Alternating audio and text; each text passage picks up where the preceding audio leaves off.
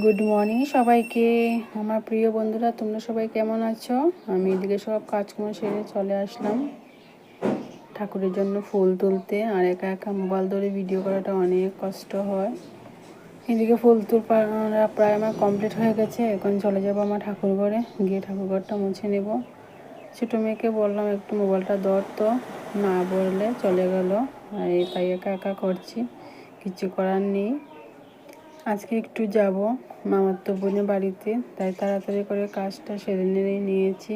এদিকে গোপালসোনাকে স্নান করিয়ে দিলাম। আর আমাদের বাড়িতে 5 জন গোপাল, স্নান করানোর পর ড্রেস পরাতে অনেক টাইম লাগে।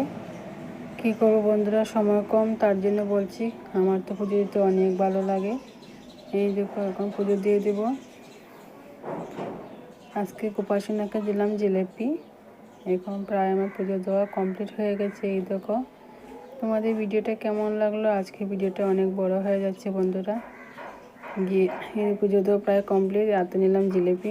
জিলেপি প্রসাদ আমার অনেক ভালো লাগে। এখন রান্না করে যাব, গিয়ে দেখি আমার শাশুড়ি কী করছেন।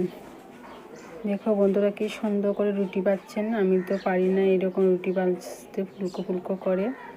খাওয়া দাওয়ার পর বেরিয়ে পড়লাম, আমার হাজব্যান্ড আমার মা।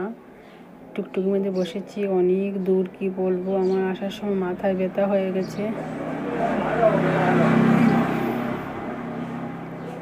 অল্প করে করে যাচ্ছিলাম। যাওয়ার সময় অনেক ভালো লাগছে, কিন্তু আসার সময় শরীরটা অনেক খারাপ ছিল। এসে গোপালসোনার জন্য কিছু একটা নিলাম মিষ্টি। তোমাদের ভিডিওটা কেমন লাগলো?